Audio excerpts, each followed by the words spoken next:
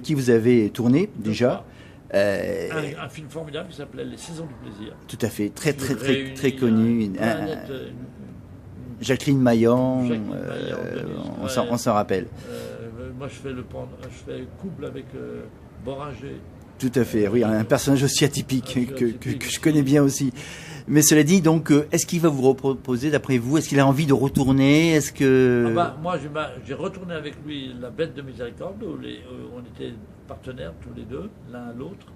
Un très joli film, mais qui... Les Saisons du plaisir, c'est son dernier film avec qui avait de l'argent. Oui, c'est ça, voilà. Producteur, il y avait de l'argent. Voilà. Comment se fait-il qu'il ne trouve pas d'argent alors que d'autres en trouvent?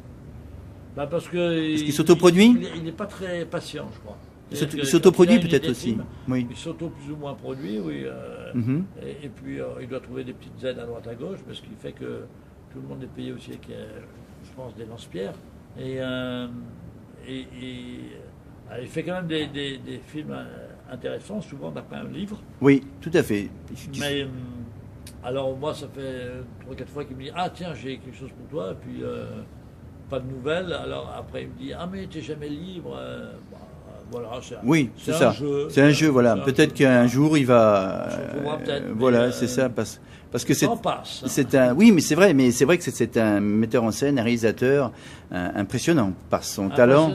Il a beaucoup de talent et surtout il a eu toute une grande période avec Michel Serrault, Bourvil d'abord et Michel Serrault ensuite, qui lui ont permis d'acquérir une belle renommée. Ce qui fait, parce que c'est vrai qu'au cinéma, on vous demande, tout le monde vous demande des réalisateurs auxquels on ne s'attendait pas. Oui. Moi j'aime beaucoup tourner avec des nouveaux réalisateurs. Voilà, et vous êtes demandé parce que... Demandé, je ne sais pas, mais enfin quand même. J'ai des bons contacts avec des jeunes réalisateurs actuellement. Et j'essaie d'entretenir ça parce que... Je veux dire, c'est ça qui m'intéresse le plus aujourd'hui. Parce qu'ils savent faire des scénarios, ils savent... Il y a en ce moment une espèce de nouvelle vague de jeunes réalisateurs. Je pense en particulier à celui de Tonnerre, Guillaume Braque ou Yann Lequelec de Le Qui est pas sur la Vilnie, qui font des films vraiment avec leur en trip.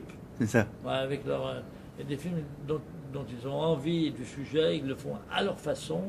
Et du coup, c'est des films qui ne sont pas formatés pour la télévision, comme là, malheureusement, la plupart du temps, on voit aujourd'hui. Oui, et comme disait Jacques Villeray, il y a des films chambre de bonne un petit peu, et ça le gênait un petit peu, ce qu'il disait, enfin, à un moment donné. Oui, il parlait de ça, il faut des films maintenant... Je ne parlerai pas à sa place, il est mort. Oui, je sais, non. Mais c'est vrai qu'il disait quand même que parfois le cinéma tournait un petit peu en rond. Oui, mais en même temps, il y a eu d'énormes succès ces dernières années. Il y en a un en ce moment qui est en train de faire qui est en train de casser vraiment la baraque de pourquoi Dieu, qu'est-ce qu'on a fait au monde. Ah oui, qu'est-ce qu'on a fait au mon Dieu. C'est incroyable parce que, à mon avis, ça va dépasser Intouchable et Les Ch'tis. Hein, c'est ce qu'on dit, tout à fait. Ça va aller au-delà. Hein. Et là, c'est une lame de fond. C'est-à-dire qu'il y a eu un scénario qui vite. Moi, je ne l'ai pas vu, ma femme l'a vu, elle m'a dit tout de suite, c'est formidable. Il y a probablement un scénario extrêmement bien écrit, avec des bons acteurs, bien dirigés, terminé. Et dans l'air du temps. Le bon cinéma, c'est un cinéma qui se place dans l'air du temps? Oui, il est dans l'air du temps. Oui, non, c'est pas obligé, ça. Le cinéma à message, vous y croyez, vous? C'est-à-dire que quand c'est un cinéma à message, en général, c'est moins commercial. Mais ça peut c'est souvent plus intéressant. Oui. Oui, parce que c'est un regard, c'est un regard différent. Une dernière question, Bernard Ménez, la politique, c'est fini? C'est fini parce que j'ai passé suffisamment de temps avec ça pendant quelques années. Vous étiez contre Édouard Balladur, c'est ça? J'ai été 2 fois candidat aux législatives, c'est-à-dire à la députation dans le 15e arrondissement à Paris. La première fois, donc, c'était Balladur qui était en face. J'étais sans parti, donc j'étais pas en face. Moi, oui, c'est ça. Sans étiquette. Sans étiquette, et j'avais des idées qui n'étaient pas forcément accrochées à la droite ou à la gauche. J'ai vu, tout à fait, oui. Et je pense que c'est la seule vraie solution. Enfin, il n'y a pas que ça. Il y a l'autre solution. Il y a aussi la lutte contre la prédominance de la finance. C'est dramatique aujourd'hui. et ils disent tous qu'ils vont lutter contre ça, mais en fait, ils sont incapables de lutter contre ça. Parce qu'ils en sont les marionnettes un petit peu parfois. Parce qu'ils en sont assez dépendants, et surtout parce qu'ils ne veulent pas toucher à leurs propres privilèges. Ils ont peur. Quand vous pensez qu'ils vous disent qu'on va diminuer, on va faire des économies, etc., en 2007, je crois, c'est ça, en 2007, du jour au lendemain, ils ont décidé, tous les députés, gauche et droite confondus, d'assurer, non c'était en 2001, juste avant les élections, d'assurer que ceux qui ne seront pas réélus, au lieu, jusque-là, depuis De Gaulle, ils avaient le droit à ce qu'on appelait 6 mois d'indemnité pour se recaser dans la vie civile. D'ailleurs, ils n'en avaient même pas besoin, la plupart d'entre eux sont médecins, avocats, et ils ont tout ce qu'il faut, ils ne sont pas à la rue du tout.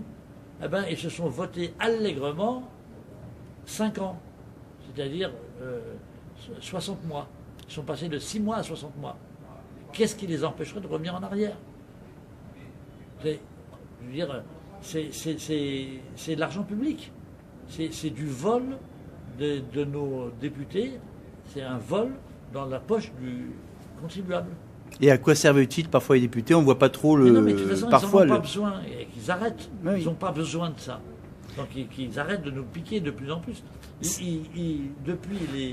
Depuis De Gaulle, ils n'ont pas arrêté d'entasser, d'empiler des avantages qui sont souvent des formes d'indemnité justifiées, je ne sais pas trop comment, en bénéfices non commerciaux, qui échappent bien entendu à toute charge sociale et qui met la sécurité sociale, le chômage et la retraite dans la merde. Voilà. Tous pourris. Ça pourrait être d'un film, ça pourrait être un bon film, ça. Non, mais c'est pas ça, c'est que je veux bien que... Non, c'est pas tous pourris dans la mesure où il y en a beaucoup qui sont pleins de bonnes intentions, j'allais dire, en se présentant, en se faisant élire. Mais il ne s'applique plus l'austérité qu'ils veulent appliquer au lambda parce qu'ils disent qu'il faut faire des économies, mais ils ne se l'appliquent pas à eux. Ils continuent à se protéger entre eux. C'est pas bon tout ça. Non. Merci Bernard Manez. De rien.